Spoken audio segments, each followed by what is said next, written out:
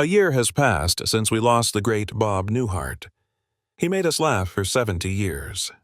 But in his final interview, he couldn't stop crying, watching until the end to know what exactly he confessed in his last moment. And what he said in those last moments will stay with you forever. Did Bob Newhart ever make you laugh when you needed it most? Comment 1 if yes, or 0 if you're just now discovering his magic. Bob Newhart's public career was well known, but there are some fascinating behind-the-scenes stories and surprising truths that many fans may not know. One of the most poignant untold stories is the enduring bond between Bob Newhart and insult comedy legend Don Rickles. These two comic giants, one deadpan, the other abrasive, met in Vegas during the 1960s through their wives Ginny Newhart and Barbara Rickles. Their friendship lasted 5 decades, grounded not in their comedic styles but in mutual respect and genuine affection. Judd Apatow's short film, Bob and Don: A Love Story, explores their bond with warmth and humor, backed by home videos and heartfelt recollections. Before satire, stand-up, or sitcoms, Newhart was working as a copywriter in Chicago in 1958, when he and a co-worker started recording absurd one-sided phone calls purely to entertain themselves. When his partner moved to New York, Newhart stayed refining the routine into solo telephone monologues, a format he would soon bring to radio and record deals. Those accidental goals ultimately launched his legendary comedy career. A darker, more complex chapter arises from a 2012 comment by fellow comedian Shelley Berman, who suggested that Newhart's telephone-based routines leaned heavily on his own comedic style. Newhart himself acknowledged that he wasn't the originator of the monologue format, citing earlier pioneers like Nichols and May, and even radio-era routines like Cohen on the telephone. What stands out is Newhart's honesty. Rather than deny influence, he readily acknowledged the comedy lineage that informed his own, showing both humility and respect for the art form. Newhart once described comedy as a form of therapy, a way to make sense of everyday anxieties and awkwardness. From his essays and interviews, we also learn about his decision to avoid certain sitcom tropes like family-centered antics involving children, because he wanted the Bob Newhart Show to feel real, intelligent, and mature. One of the most inspiring, lesser-known facts, Bob Newhart was nearly 30 before comedy became a serious pursuit. He lived with his parents until that age, and only gained momentum after taking the risk to pursue humor professionally. His success demonstrates that it's never too late to follow a dream, and that perseverance truly counts. Then he truly lived a life with comedy. A life of comedy and faith. Bob Newhart was born September 5, 1929 in Oak Park, Illinois. His timing could hardly have been worse. The stock market fell just 7 weeks later on October 29, 1929. Black Tuesday sent the country into the Great Depression. Millions of families have suffered, including the Newharts. Unemployment has hit 25%. Bread lines spread throughout places such as Chicago, not far from Bob's home. His youth was influenced by this fight. The continual stress about money made a significant impression. Nonetheless, Bob found ways to laugh. His dry, subtle humor sprang from those difficult times when jokes were one of the few solaces available. His name caused its own type of perplexity. Bob was born George Robert Newhart. His father was named George David Newhart. At home, having 2 Georges quickly became an issue. Every time someone mentioned George, both father and son turned. To make life easy, the youngster chose to go by his middle name. From then on, he was Bob. That simple decision stayed with him forever. Bob developed his own identity both off and on stage. His straightforward and approachable comedy stemmed from an early drive to identify himself. Faith was another component of Bob's life. He was raised in a Catholic home with 3 sisters, Mary Joan, Pauline, and Virginia. They attended Mass on a regular basis. Catholic principles were part of everyday life. His sister, Mary Joan, became a nun. She took the name Sister M. Joan Newhart, and committed herself to a life of service. Bob admired her much. Her example instilled in him humility and gentleness. He always had a sweet and pure sense of humor. That sprang directly from his family's beliefs.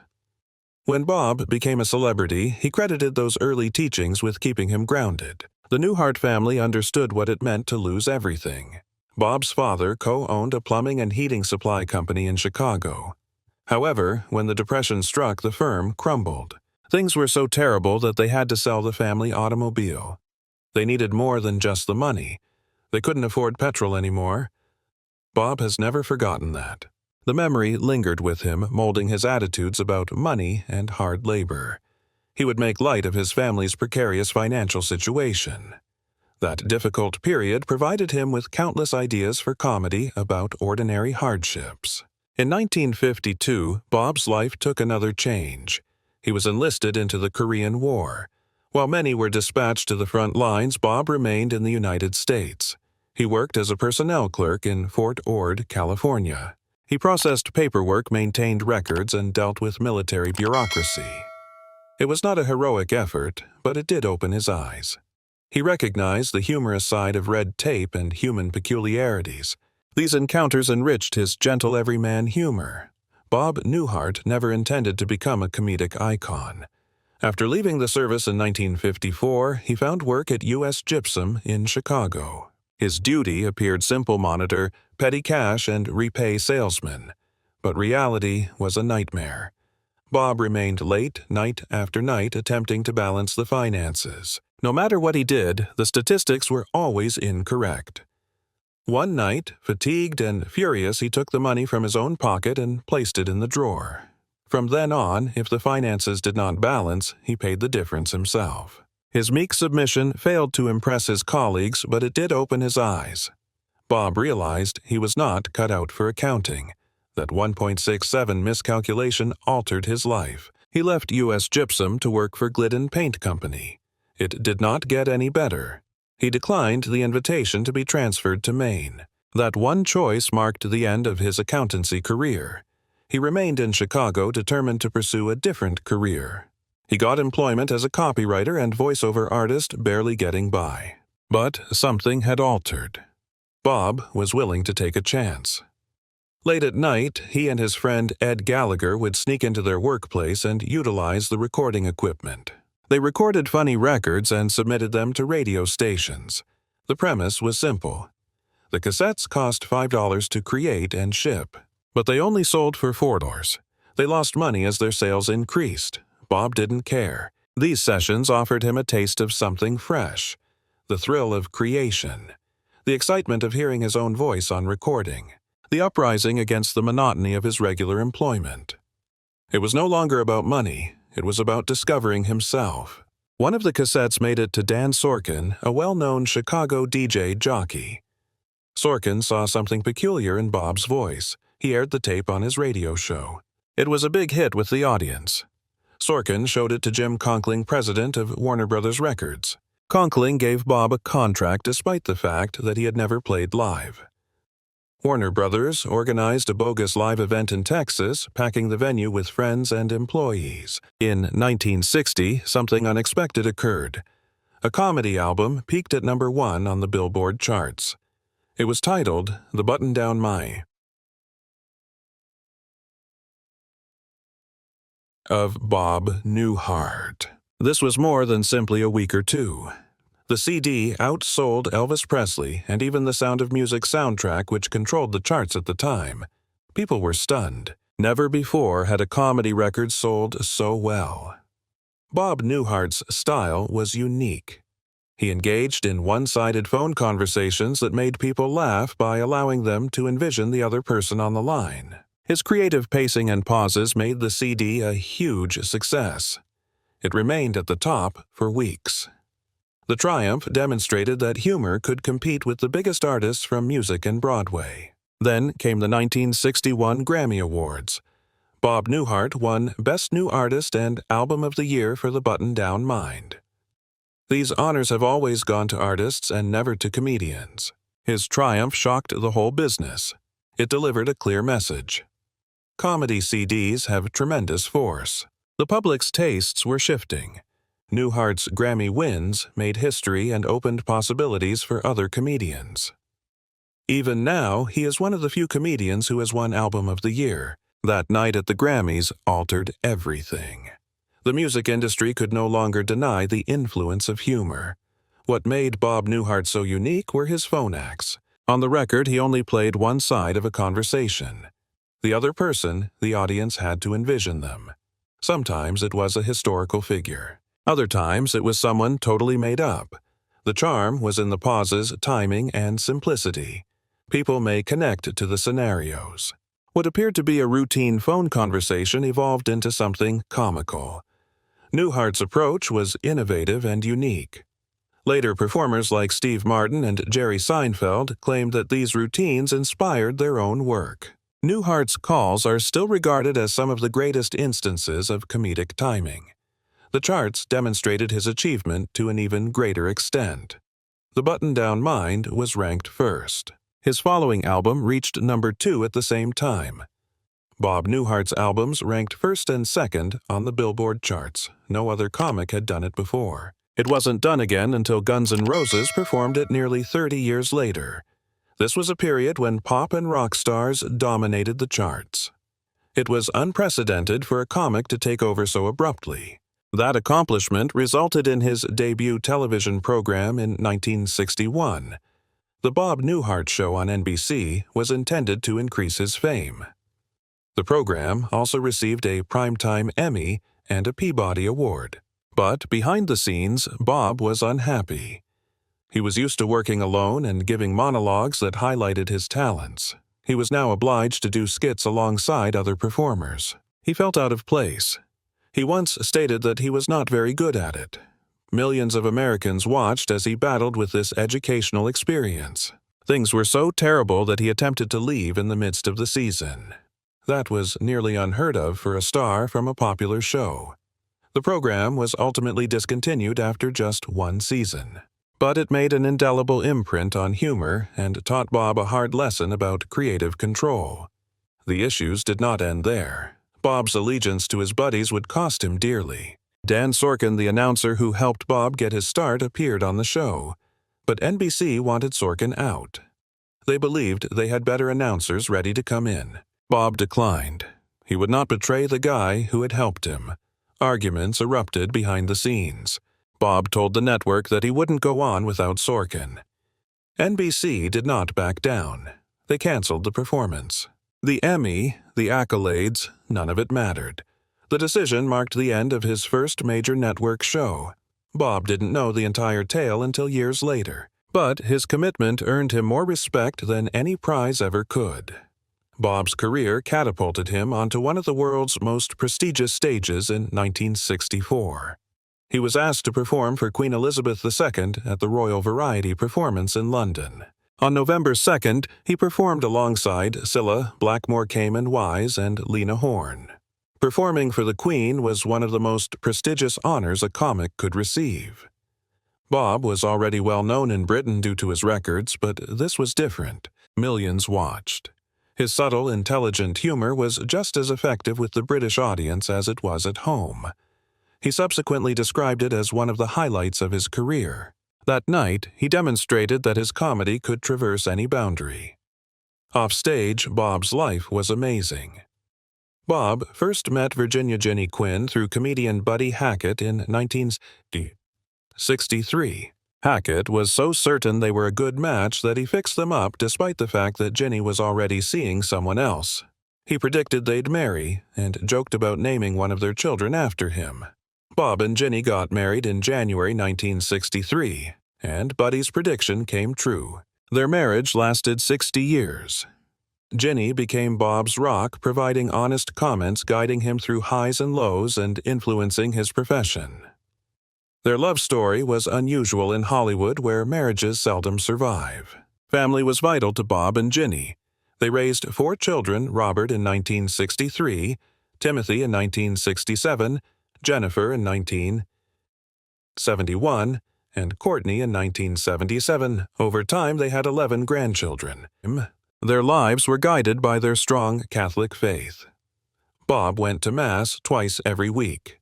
He thought that faith strengthened their marriage. He said that being Catholic meant fighting harder on your marriage and not abandoning it when things were rough. His clean, courteous comedy exemplified these principles. Bob Newhart's return to television in 1982 provided something unique. He played Dick Loudon, a quiet New Yorker who relocated to Vermont to manage a tiny inn. But it wasn't simply Bob's caustic sense of humor that made the program memorable. It was the quirky and humorous individuals surrounding him. His wife, Joanna, played by Mary Fran, was loving and sharp-witted. Tom Poston played the handyman George Utley, who had a charming but dumb appeal. Then there was Stephanie, the wealthy maid who refused to work, and Michael, the anxious TV producer who couldn't seem to unwind. Nobody could forget Larry and his two mute brothers, both called Daryl. Their simple statement, "Hello, my name is Larry, this is my brother Daryl, and this is my other brother Daryl," became well known throughout America. Every time they came, their strange conduct and quiet humor elicited loud giggles. The gorgeous Vermont location, inspired by the genuine Waybury Inn, made the lunacy even more amusing. Dick attempted to maintain his sanity for 8 years as everyone else went crazy. The program was a huge success because of its blend of normal and odd elements, struggles and triumphs. However, behind the scenes, Bob Newhart faced a far more terrifying situation than any eccentric neighbor. In 1985, his smoking almost killed him. He had been smoking extensively for years, even at night. The harm added up. His body began producing too many red blood cells. His blood became dangerously thick, and he nearly had a stroke. In Miami, he experienced a nonstop nosebleed, which served as a warning flag. Doctors hurried him to the hospital and revealed the reality. His smoking had driven him to the brink. Bob was 56 at the time, and the incident scared him. He quit smoking that day and never looked back. His health improved immediately, and he continued his work for many more years. The show itself was enormously successful. From 1982 to 1990, it aired 184 episodes throughout 8 seasons. It wasn't simply popular with fans, it also wowed critics. It received 25 Emmy nominations and won 7 major prizes. Bob received 3 nominations for Best Actor in a Comedy. The program has received recognition from the Golden Globes and other organizations. Its clever writing, amusing characters, and original concepts made it stand out. And it all culminated in a series finale that is being talked about today. When it came time for the last program in 1990, Bob and the producers pulled off a spectacular prank. They created a phony finish because they did not want the genuine conclusion to be revealed. In one version, Dick dies after being struck by a golf ball and meets God. They even got the media to believe it. Only a few individuals knew the reality. When the actual finale was filmed, the crowd gasped. Dick awoke in bed next to his former television wife, Suzanne Plachette. It turned out that the entire Newhart performance had been a dream. Fans went crazy. The unexpected finale has been dubbed the finest in television history. Bob Newhart's cinematic career began unexpectedly. He did not start with a comedy. His debut film, the World War II drama Hell is for Heroes, was released on October 3, 1962. The film, directed by Don Siegel and starring Steve McQueen, featured the gripping narrative of a small group of American troops attempting to keep back a much bigger German army. Larson was Newhart's secret first-class character. It was a serious job, and no one expected a well-known stand-up comedian to star in a war film for his debut. The film grossed almost $2 million at the box office, which was a good amount for the time. Over time, it became a cult favorite among war film lovers. This dramatic debut established Newhart's film career and hinted at his willingness to play a variety of roles. In 1977, Newhart made his impact in a very different way. He provided the voice of Bernard in Disney's The Rescuers. Bernard was a frightened but courageous little mouse, and Newhart's gentle humor added to the character's charm, which appealed to both children and adults. The picture grossed more than $71 million worldwide, becoming one of Disney's biggest blockbusters of the 1970s. Newhart's performance was so well received that he returned for the sequel The Rescuers Down Under in 1990. That sequel made history as one of Disney's earliest animated sequels and the first to employ the breakthrough CAPS animation method. Bernard became one of Disney's most adored characters because of Newhart's warm, hilarious voice, which introduced a new generation to his sense of humor. Catch-22, released in 1970, showcased Newhart's versatility. He portrayed Major, a figure who becomes a major only because of his name, and is subsequently stymied by military protocol. The film, based on Joseph Heller's classic novel, premiered on June 24, 1970. Mike Nichols directed the film, which starred Alan Arkin and Orson Welles. The movie grossed around $24 million worldwide. Catch-22 became a cult favorite after initially receiving mixed reviews. Newhart's deadpan delivery made his character both humorous and sad, demonstrating his ability to handle both serious, difficult material and lighter comedy. In 2003, Newhart landed a part that exposed him to a whole new set of admirers. He portrayed Papa Elf in Elf, a Christmas comedy that has become a modern holiday staple. The film, starring Will Ferrell and directed by Jon Favreau, debuted on November 7, 2003. It was a massive success, grossing $220 million worldwide. Newhart's Papa Elf was gentle, smart, and quietly amusing. His role quickly became one of the film's most popular. Many younger viewers' first exposure to Bob Newhart's humor was through Papa Elf, which helped his style remain popular for a new generation. Newhart featured in 14 films over the course of more than 50 years. His first big part was in Hot Millions in 1968 when he portrayed a cunning con man. Decades later, he appears in the 2011 film Horrible Bosses. His films varied from serious dramas to animated adventures to blockbuster comedy. Despite spending much of his career on television, Newhart always made time for movies. When Bob Newhart returned to television in 1992, people were thrilled. His new program was titled Bob. He portrayed Bob McKay, a compassionate comic book artist who invented the character Mad Dog in the 1950s. The show has a clever premise. It mocked the comic book industry and previous attempts to make comics less violent. Throughout the show's existence, they even printed genuine Mad Dog comics. At first, Bob McKay returned to work on his old comic. However, the network wanted the hero to be darker and more brutal, similar to the comics of the time. The program attempted to follow, but it lost its appeal. They altered the cast and rescheduled the show for another night. That did not help. After 33 episodes, it was done. People were stunned. Newhart's concerts have usually worked, but this one just didn't click. CBS was not prepared to give up on Bob. Les Moonves' CBS president wanted him back on TV in the mid-1990s.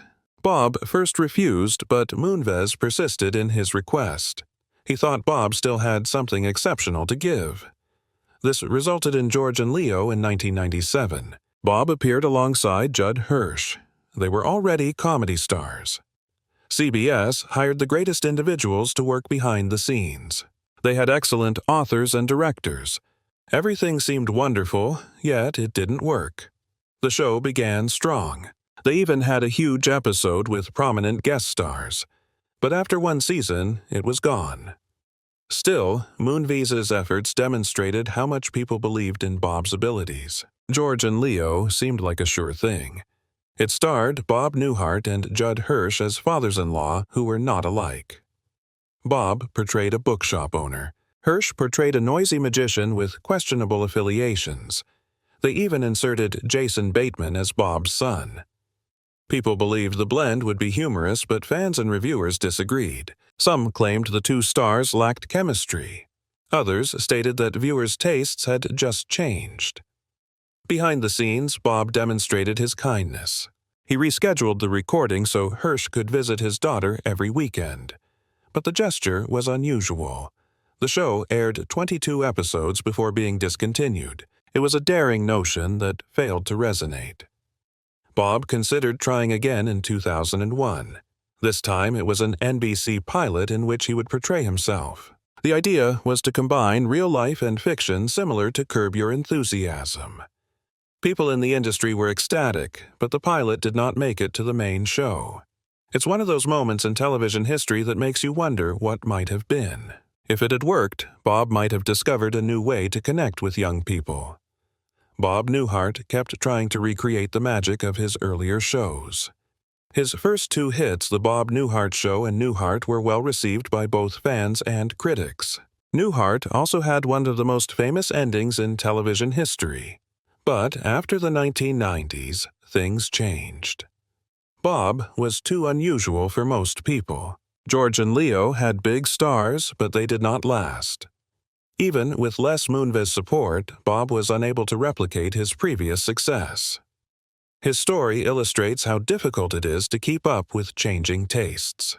Bob Newhart's time on The Big Bang Theory gave fans something truly unique. He played Arthur Jeffries, also known as Professor Proton. At first, the character appeared to be a washed-up host of a children's science show, but there was a twist that captured everyone's hearts. Sheldon Cooper and Leonard Hofstadter had both considered Professor Proton to be their childhood heroes. Sheldon was more than just a television scientist. He was a bright spot in an otherwise lonely childhood. Professor Proton made science seem magical. This connection revealed a softer side of Sheldon. A boy who once aspired to be a TV star still felt a sense of wonder. Bob Newhart created a convincing portrayal of Professor Proton. His gentle, quiet delivery made the character feel warm and believable. Fans could feel the weight of what it meant to meet the hero they adored as children. Then, an unexpected event occurred. In 2014, Bob Newhart received his first Primetime Emmy Award. He was 84. It was shocking because he had been nominated numerous times over the previous 50 years. He appeared in hits such as The Bob Newhart Show and Newhart, but never won an award. After all these years, it finally felt like justice. His victory made headlines. People appreciated that this honor came for a role that introduced him to new fans. It demonstrated that Bob Newhart could still move audiences regardless of his age. Even when Professor Proton died on the program, Bob Newhart was not finished. He returned as a ghost and gave Sheldon wisdom. These scenes were amusing, like a movie coaching Luke in Star Wars.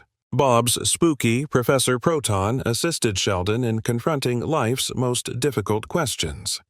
These scenes combined comedy with genuine emotion. Fans appreciated how the Phantom Tutor provided dimension to Sheldon's story. Bob Newhart didn't just appear once or twice.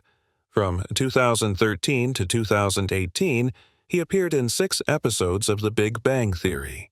Each time he demonstrated the amusing patterns that the program likes to use. From seasons 6 to 11, every appearance by him seemed like a big deal. Fans were looking forward to seeing him. His scenes helped the characters, particularly Sheldon, develop. His role as Professor Proton became one of the show's most popular recurring characters. Even after The Big Bang Theory concluded in 2019, Bob Newhart's voice kept Professor Proton alive. In 2017, he continued to guide young Sheldon via voice appearances. His familiar voice made admirers feel right at home. It helped connect the two shows. Bob's work demonstrated that he was willing to attempt new ideas even late in his career. His voice has the same charisma that made his live-action performances so unforgettable. Away from the screen, Bob Newhart had a wonderful love story with Virginia that began with a blind date in 1962, arranged by comic Buddy Hackett. Buddy joked that they'd marry and name a child after him, which they did. They dubbed one of their daughters Buddy. Bob and Ginny got married on January 12, 1963. They have 4 children and 10 grandkids. Ginny's thoughts even influenced television history. She came up with Newhart's renowned twist finale. Ginny died barely 3 months after celebrating her 60th wedding anniversary. She was 82. Bob named her Our Rock. Her loss devastated his heart. Bob frequently stated that the secret to their long marriage was laughing. No matter how severe a disagreement went, they were always able to make each other laugh. That would be the end of the dispute. Bob thought that comedy kept them strong. He said that comedians' marriages tended to stay longer for this reason. Ginny agreed. Bob's humor helped them get through difficult times. Bob Newhart died on July 18, 2024, at the age of 94 in Los Angeles. His death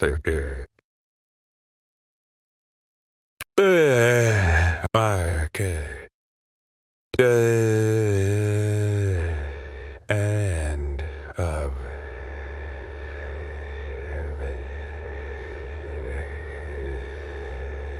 career. His death sparked heartfelt tributes worldwide from industry colleagues like Carol Burnett, Judd Apatow, and Kaylee Cuoco, to former President Joe Biden, who called him a comedy legend. He is survived by his 4 children and 10 grandchildren. And now, after a year since his death, everything is revealed. Bob Newhart's last words. It was Bob Newhart's last ever interview, released 1 year after his passing at 94, meant to honor not just the great comic, but the gentle soul behind the laughter. Sitting slightly hunched in his signature cardigan, Newhart leaned forward, his eyes crinkled with kindness. When the interviewer asked him to reflect on his long career, he paused, took a breath, and tears began to well in his eyes. For a man whose deadpan delivery rarely cracked the raw emotion was unexpected, overwhelming, and utterly human. "I just never imagined it would end this way," he said, voice trembling. "I started out to make people laugh and to think, looking back, laughter really was my life." The interview revisited iconic moments, the stammering phone call skits that made him a household name, the neurotic psychologist Bob Hartley in The Bob Newhart Show, the patient husband in Newhart's most famous twist, and even Professor Proton on The Big Bang Theory. Yet it was those final moments that stood apart. Newhart lamented the loss of live audiences and the thrill of danger that stand-up once offered. "It's not the audience I miss," he said, wiping his eyes with a gentle chuckle. "It's the pause before a laugh and feeling like it might go anywhere." When asked what he hoped his legacy would be, he offered a vision simpler than fame. "If someday someone says, 'He made me laugh when I needed it,' that's enough." In the days since its release, fans have poured out their hearts online. He wasn't just funny, he was brave enough to feel. Watching him cry. It reminded us why we loved him. He gave us himself. A year after his death, this interview is more than a farewell, it's a testament. Bob Newhart wasn't just a master of punchlines. He was a tender soul who made us laugh at our own humanity. And in his final confession, he reminded us that even the strongest among us carry quiet hopes, and that laughter in the end is the greatest legacy. What's your favorite Bob Newhart moment? Let's fill the comments with memories, quotes, and laughter in his honor. If this touched your heart, give it a like. Subscribe for more stories that celebrate legends with love, and share this with someone who remembers what made Bob Newhart truly special.